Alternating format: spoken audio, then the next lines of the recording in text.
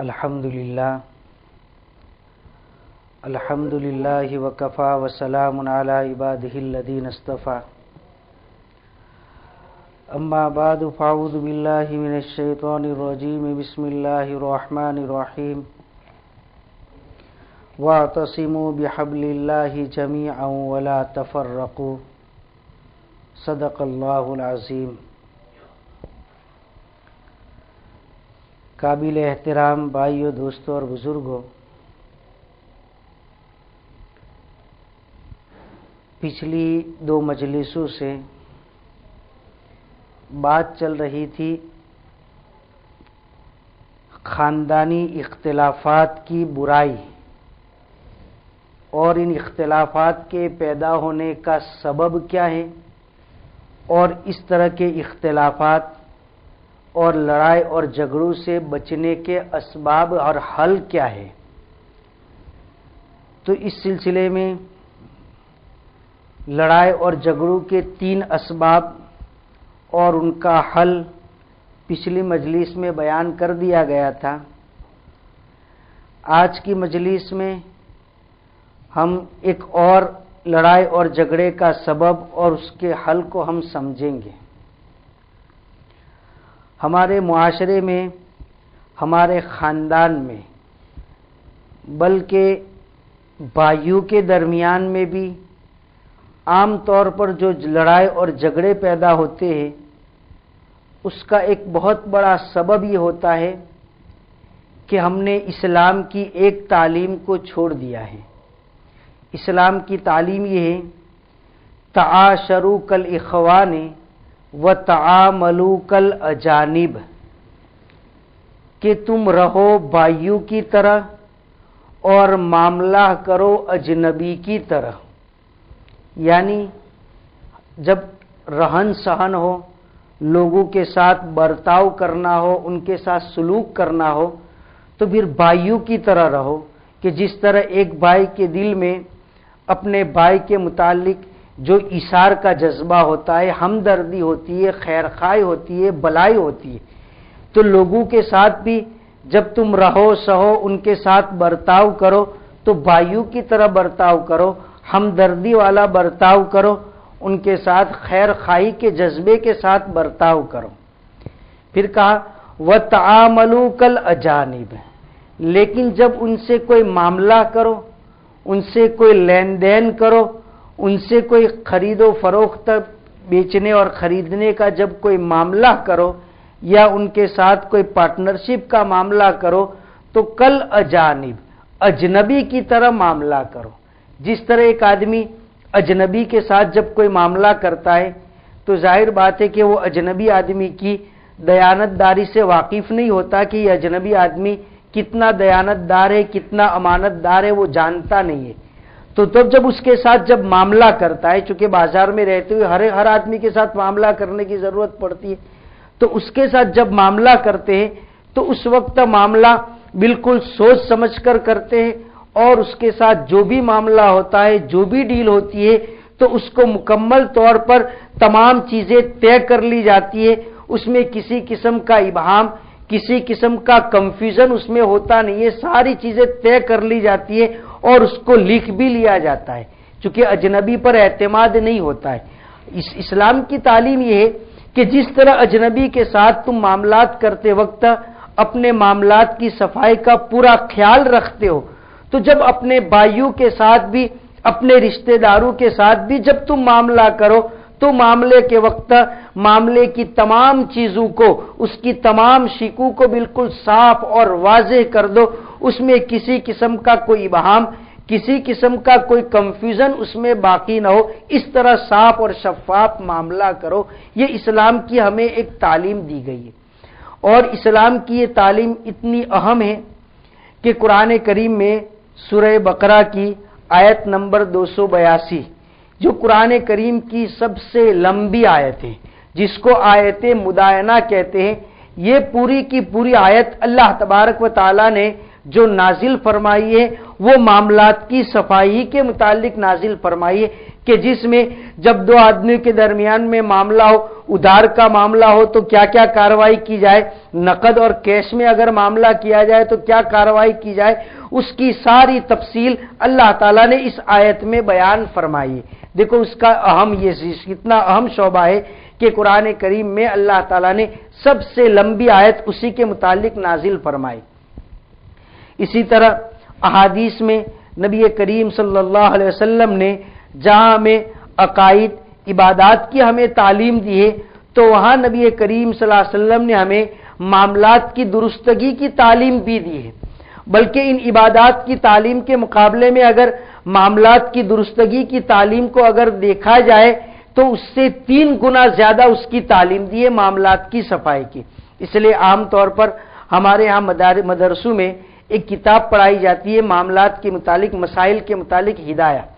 جس کے 4 والیوم ہے، اس کی 4 جلدیں، جس میں سے ایک ہی باغ، ایک ہی والیوم اور ایک جلد ہی عبادات کے متعلق ہے کہ جس میں طہارت، نماز، روزے، زکوٰۃ اور حج کے مسائل آئے۔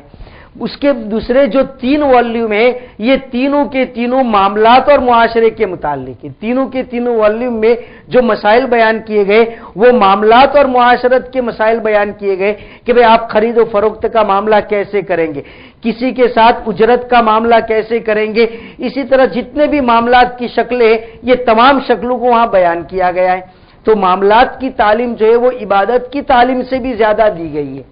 تو معاملات کی صفائی یہ بہت ضروری ہے۔ آج ہمارے درمیان میں بھائی اور بھائی کے درمیان میں جو لڑائی اور جھگڑے ہیں تو اس کا سب سے بڑا سبب یہ ہوتا ہے کہ ان کے درمیان میں معاملات کی صفائی نہیں ہوتی ہے۔ اب معاملات کو صاف نہ رکھنے کی بہت ساری صورتیں، جس میں سے چند صورتیں میں آپ کے سامنے پیش کرتا ہوں۔ پہلی صورت تو یہ ہوتی ہے معاملات کو صاف نہ رکھنے کی، وہ یہ ہوتی ہے کہ مثلاً ایک باپ نے اپنا ایک کاروبار شروع کیا، جس وقت باپ نے اپنا یہ کاروبار شروع کیا اس وقت اس کی اولاد جو ہے وہ چھوٹی تھی،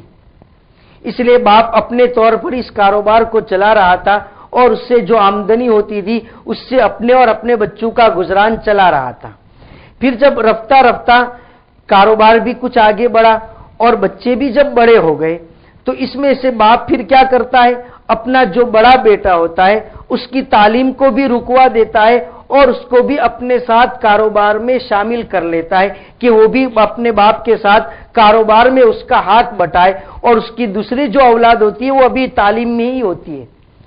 اب یہ باپ کے ساتھ رات دن جڑ کر اسی دکان میں اسی کاروبار میں وہ بھی لگ جاتا ہے اور اس کے ساتھ وہ بھی محنت کرنے لگتا ہے۔ اچھا، جس وقت اس بیٹے کو باپ نے اپنے ساتھ کاروبار میں شامل کیا اس وقت اس کے ساتھ کوئی معاملہ طے نہیں کیا گیا کہ تم جو اس کاروبار میں اپنا وقت دو گے، جو تم اس کاروبار میں اپنی صلاحیت لگاؤ گے، اپنی ساری چیز جو اس کاروبار کے پیچھے لگاؤ گے تو اس کے بدلے میں تمہیں کیا ملے گا، اس کی کوئی وضاحت نہیں کی جاتی کہ تم اس کاروبار میں اتنے فیصد اور اتنے ٹکا کے پارٹنر رہو گے، یا تم اس کاروبار میں جو کام کرتے ہو تو تم ایک ملازم اور ایک کرمچاری کی حیثیت سے کام کرو گے کہ جس کی آپ کو تنخواہ ملے گی، یا آپ اس میں ورکنگ پارٹنر ہوں گے۔ ایسی کوئی بات طے نہیں کی جاتی ہے، بس الل ٹپ اس طرح معاملہ چلتا ہی رہتا ہے، اور وہ باپ بھی ضرورت کے مطابق اس کاروبار میں سے پیسے لیتا رہتا ہے، وہ بیٹا جو رات دن اس کاروبار میں لگا ہوا ہے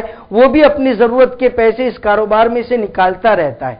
پھر اس کے بعد یہ آگے بڑھا، پھر دوسرا بیٹا بھی اس کاروبار میں شامل ہوا، یا کبھی یہ ہوتا ہے کہ دوسرا بیٹا کاروبار میں شامل نہیں ہوا، وہ پڑھائی میں ہی لگا اور اس کو کوئی سرکاری نوکری مل گئی اور وہ اسی سرکاری نوکری میں ہی ملک میں یا بیرون ملک میں اس کو اچھی ملازمت مل گئی اور وہ اسی میں لگ گیا۔ اچھا، پھر اس کے بعد رفتہ رفتہ ان سب کی شادیاں بھی یہ بڑے ہو گئے، ان کی شادیاں بھی ہو گئی، بچے بھی ہو گئے۔ جس والد نے یہ کاروبار شروع کیا تھا ان کی وفات بھی ہو گئی۔ اب اس کے بعد بھائیوں کے درمیان میں لڑائی اور جھگڑے شروع ہو جاتے ہیں۔ اب جو بھائی،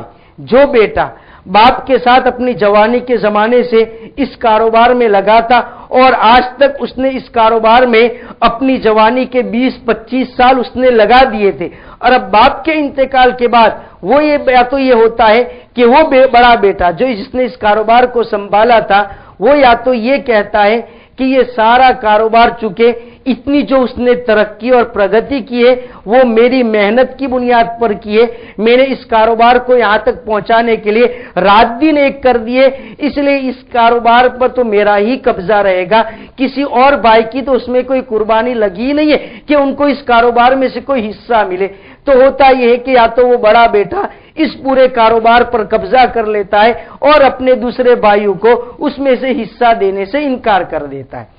کبھی صورت اس کی الٹی ہوتی ہے،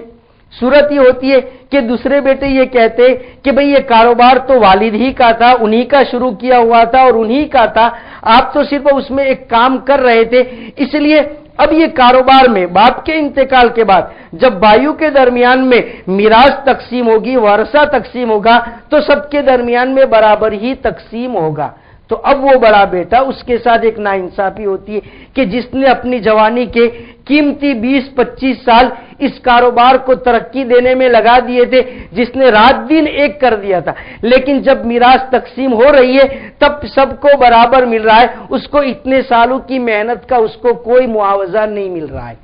اب اس کی وجہ سے کیا ہوتا ہے، بھائیوں کے درمیان میں لڑائی اور جھگڑے شروع ہو جاتے اور پھر یہ لڑائی اور جھگڑے ایسا گمبھیر روپ اختیار کرتے ہیں کہ پھر بعد میں چل کر اس لڑائی اور جھگڑے کو نمٹانے کی کوئی شکل ہی نہیں ہوتی ہے، اور ہوتا یہ کہ جب اس کی کوئی شکل نہیں ہوتی ہے تو سیدھے جاتے ہیں مفتی صاحب کے پاس کہ اب ہمارے اس مسئلے کو حل کرو۔ اب بیچارے مفتی صاحب بھی پھنس گئے کہ اب کیا کرے کہ انہوں نے اتنے 25-30 سال تک ایک کاروبار چلایا، ایک دن بھی بیٹھ کر انہوں نے معاملات آپس میں طے نہیں کیے کہ یہ بیٹا جو اس کاروبار میں اپنا وقت دے رہا ہے تو وہ کس حیثیت سے دے رہا ہے، کوئی طے نہیں کیا۔ 30-35 سال تک اس طرح اندھیرے میں معاملہ ہوتا رہا، اور اب آ کر مفتی صاحب کو کہتے ہیں کہ ہمارے اس معاملے میں ہمیں انصاف کر کے دو۔ تو اب انصاف بھی کیسے کیا جائے، اتنا پرانا معاملہ اس کی تعین کیسے کی جائے؟ یہ لڑائی اور جھگڑے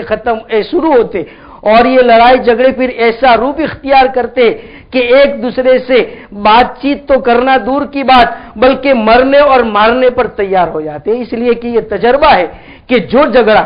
مال کی بنیاد پر شروع ہوتا ہے یہ جھگڑا ہمیشہ شدت اختیار کر جاتا ہے، اس لیے کہ انسان کی اللہ نے لالچ رکھی ہے، مال کے سلسلے میں بخل رکھا ہے، اس لیے مال کے معاملے میں جو جھگڑے شروع ہوتے ہیں وہ بڑی شدت اختیار کر دے اور مرنے اور مارنے تک نوبت پہنچ جاتی ہے، یہ ہوتا ہے۔ اب اس کا یہ کیوں ہوا، یہ سارے جھگڑے کیوں ہوئے؟ اسی لیے ہوئے کہ جس دن اس کاروبار میں اس بیٹے کو لگایا تھا اس دن ایک مرتبہ بھی بیٹھ کر کبھی اس کے ساتھ معاملہ طے نہیں کیا گیا تھا، معاملے کی صفائی نہیں کی گئی۔ اگر اسی وقت جب بیٹے کو اس کاروبار میں لگایا، اگر اسی وقت اس کی حیثیت طے کر لی جاتی کہ تم جو اس کاروبار میں وقت دے رہے ہو تو باپ یہ کہتا کہ یہ کاروبار تم میرا ہی ہے، تم جو وقت دے رہے ہو تو اس وقت کی یا تو تمہیں تنخواہ ملے گی جو اتنی بھی طے کر لی جائے، ماہانہ اتنی، ہر مہینے اتنی تنخواہ ملے گی، یا تو تم جو اس کاروبار میں وقت دے رہے ہو، اپنی محنت لگا رہے ہو تو تمہیں ورکنگ پارٹنر کی حیثیت سے 20% تمہیں ملے گا، ایسا طے کر لیا جاتا، اور سال پر حساب ہونے پر جو 20% منافع اس کا بنتا وہ اس کو دے دیا جاتا۔ تو اب اس طرح اگر یہ ساری باتیں طے کر لی جاتی تو پھر باپ کے انتقال کے بعد وہ بیٹا جس نے اس کاروبار میں اپنا وقت لگایا ہے، اس پورے کاروبار پر وہ نہ تو اپنا قبضہ جمانے کی بات کرتا، چونکہ اس کو تو اپنی محنت کا عوض مل چکا ہے تنخواہ کی شکل میں، یا ورکنگ پارٹنر کی حیثیت سے جو 20% منافع ملا تھا اس شکل میں اس کو اپنی محنت کا عوض مل چکا ہے، تو وہ اپنے پورے باپ کے کاروبار پر جو وہ قبضہ نہیں کرے گا۔ اور جب یہ باپ کا کاروبار تمام ورثہ کے درمیان میں تقسیم ہوگا تو اس محنت کرنے والے بیٹے کو کوئی دکھ بھی نہیں ہوگا، وہ یہ کہے گا کہ چاہے میں نے زیادہ محنت کی ہے لیکن میری محنت کا عوض اور اس کا پھل مجھے مل چکا ہے، تو آپس میں کوئی لڑائی اور جھگڑا پیدا نہیں ہوگا۔ اس لیے یہ بہت ضروری ہے کہ جب باپ اپنے کاروبار میں اپنی اولاد کو شامل کرے تو ان کی حیثیت پہلے دن بیٹھ کر طے کر لی جائے۔ دیکھو اگر حیثیت طے نہیں کی گئی ہے تو شریعت کا حکم یہ ہے کہ اس بیٹے کو باپ کا معاون اور اس کا سپورٹر سمجھا جائے گا۔ اس لیے باپ کے کاروبار میں سے جب باپ کے انتقال کے بعد جب میراث تقسیم ہوگی تو تمام اولاد میں برابر ہی تقسیم ہوگی، اس وقت یہ نہیں دیکھا جائے گا کہ اس نے زیادہ کام کیا تھا، چونکہ ملکیت باپ ہی کی ہے، اور باپ کے انتقال کے بعد تو تمام اولاد کو جو مذکر اولاد ہے لڑکے تو ان سب کو برابر ہی ملے گا۔ تو ایک وجہ یہ ہوتی ہے لڑائی اور جھگڑے کی۔ لڑائی اور جھگڑے کی دوسری وجہ یہ ہوتی ہے کہ کبھی کبھار ایسا ہوتا ہے کہ ایک باپ نے جو اپنے بیٹوں کے ساتھ ہی رہ رہا ہے، ایک باپ نے ایک مکان کی تعمیر شروع کی، مکان بنانا شروع کیا. اب کچھ پیسے باپ نے لگائے، کچھ پیسے کسی ایک بیٹے نے دیے، کچھ پیسے کسی دوسرے بیٹے نے دیے، اور تیسرا بیٹا ایسا تھا کہ اس نے کوئی بھی روپیہ نہیں دیا تھا. اور اس طرح چونکہ اس وقت وہ محبت کا معاملہ تھا، خوشگوار تعلقات کا معاملہ تھا، اس لیے اس وقت کسی کو پیسے دینے میں بھی بوجھ نہیں تھا، اور اگر کسی نے نہیں دیے تھے تو بھی کسی کو دکھ نہیں تھا. اور اس طرح یہ مکان تعمیر ہو گیا. اور باپ کا انتقال بھی، جب تک باپ حیات تھا تب تک تو سب اس میں رہتے رہے، یا والد ہی اس میں رہے. والد کے انتقال کے بعد جب میراث تقسیم کرنے کا وقت آتا ہے تو پھر لڑائی اور جھگڑے شروع ہو جاتے. اب وہ بیٹا یہ کہتا ہے کہ اس مکان کی تعمیر میں تو میرے اتنے بھی پیسے لگے، دوسرا کہے گا میرے اتنے پیسے لگے، وہ تیسرا کچھ پیسے نہیں لگے تھے، لیکن وہ یہ کہے گا کہ تم نے پیسے لگائے تھے تو اپنے والد کو دیے تھے. اب یہ اس طرح لڑائی اور جھگڑے شروع ہوتے کہ جو پیسے لگانے والے بیٹے وہ یہ چاہتے کہ اس پورے مکان پر میرا ہی قبضہ ہو جائے، مجھے ہی مل جائے، یا میں نے جتنے پیسے لگائے تھے اتنے پیسوں کا حصہ مجھے الگ سے دے دیا جائے، اور پھر بچا ہوا وارثوں میں تقسیم ہو. اس طرح لڑائی اور جھگڑے پیدا ہو. یہ کیوں ہوئے؟ یہ اسی لیے ہوئے کہ جس وقت والد نے اس مکان کی تعمیر شروع کی اس وقت بیٹوں کے جو پیسے اس کاروبار میں لگائے تھے اس وقت اس کی کوئی حیثیت طے نہیں کی گئی تھی کہ بھئی بیٹے اس مکان کی تعمیر میں جو پیسے لگا رہے تو وہ کیوں لگا رہے، اپنے ایک حصہ ہے، ان کا بھی کوئی شیئر ہے اس میں، ایسی بات بھی طے نہیں کی گئی تھی. یا وہ جو اپنے باپ کو دے رہے وہ بطور قرض کے دے رہے، یا صرف اپنے باپ کا تعاون کر رہے، ایسی کوئی بات وہ آپس میں طے نہیں کی جاتی ہے. اور پھر باپ کے انتقال کے بعد جو زندگی میں تو جب ان کو یہ کہا جاتا تھا کہ ذرا اپنے معاملات کی صفائی کر لو تو یوں کہا کرتے تھے کہ ارے بھائیوں کے درمیان میں حساب کتاب کیسا، یہ تو عیب کی بات ہے. لیکن وہی لوگ جو باپ کی حیاتی میں بڑی اپنائیت دکھلا رہے تھے، بڑا بھائی چارہ دکھلا رہے تھے، لیکن باپ کے انتقال کے بعد وہی ایک دوسرے کے دشمن بن جاتے. اس کی وجہ یہ ہوتی ہے کہ ہم معاملات کی ہمارے یہاں صفائی نہیں ہوتی ہے.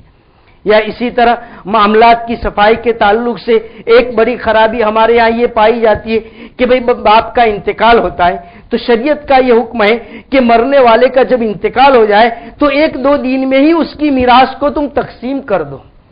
اب اگر اس وقت کسی کو ترغیب دی جاتی ہے کہ بھئی آپ کے والد کا انتقال ہو گیا ہے، اب چونکہ سب سے پہلا شریعت کا حکم ہے کہ میراث تقسیم کر دی جائے تو تم میراث کو تقسیم کر دو، تو لوگ اس کو معیوب سمجھتے کہ بھئی ابھی کفن میلہ نہیں ہوا اور آپ میراث تقسیم کرنے کی بات کر رہے. اس وقت تو یہ باتیں ہوتی ہیں، لیکن پھر جب میراث تقسیم نہیں کرتے کچھ وقت تک گزر جاتا ہے. اب گزرنے کے بعد وہی باپ کا جو کاروبار تھا اس کاروبار میں اب وہی بھائی لگے ہی رہے، اور وہ